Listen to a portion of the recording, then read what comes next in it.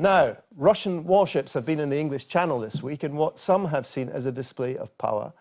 But Russia is also interested in getting its worldview more widely understood. So we've seen an expansion in so-called soft power too, with new state-controlled media outlets broadcasting in a range of languages.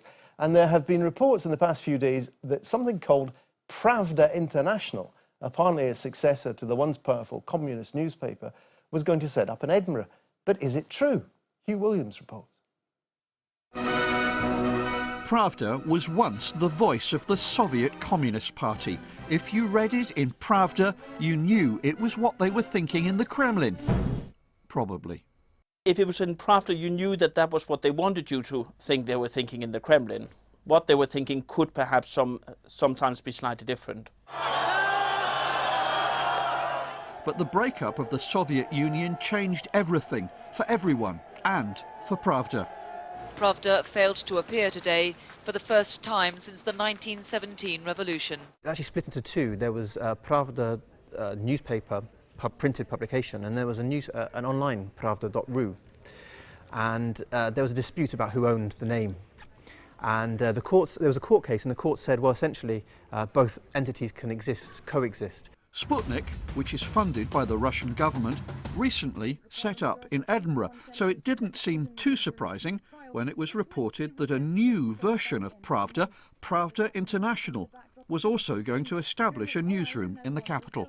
There is a clear emphasis on presenting Russia's viewpoint, Russia's perspective, and so they've invested heavily in foreign news, non-Russian language news, English, and Sputnik publishes its articles in a number of languages.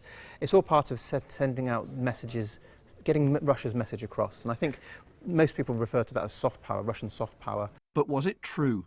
One of the first things that struck me was that nobody was talking about it in the Russian media. Now, this story didn't just get coverage in the Scottish media, so there was the Herald and then the Edinburgh Evening News, and I think STV did a story on it, but it also got a little bit of attention down south in the Guardian and the Times.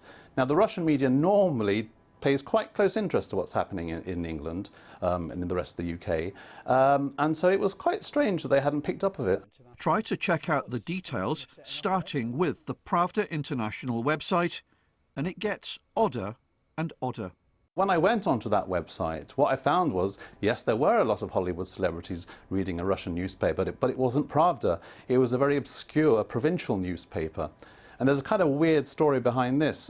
These photographs, which were real, at first I thought they might have been photoshopped, but they were real. They'd been taken by a Hollywood producer and his wife, who happened to come from this obscure little town in the Urals, and they'd done it as a kind of weird publicity stunt. So these photos were real, but what they were doing on the website of Pravda International, that was a bit strange, and that really set my mind thinking, hey, this looks like a bit of a hoax. So is Edinburgh the setting for a story which is nothing more than smoke and mirrors? Pravda in Russia say it's nothing to do with them. Neither of the people we've been able to trace, who appear to be linked to Pravda International, seem to want to talk about it. But why? One answer may be the recent spat between the Russia Today channel and their bank. Some sources in Russia, including to some extent the Russian government, has interpreted this as an attempt to silence Russian opinion. And this could potentially, possibly, be a way for someone to say it is not that easy to quieten Russian opinion. But there remains a possibility that just perhaps there is some truth behind this story. It could not, and it still cannot completely be ruled out, that there is a genuine initiative here from people connected to something to do with the Pravda brand, but it seems unlikely at the given moment, I'd say. There was an old Soviet joke, that there were two main newspapers in the Soviet Union, Izvestia, which means news, and Pravda, which means truth. And Soviet citizens used to say, there is no truth in Izvestia and there's no news in Pravda. And in this case, I think there's neither news nor truth. Hugh Williams brought us that report. Time now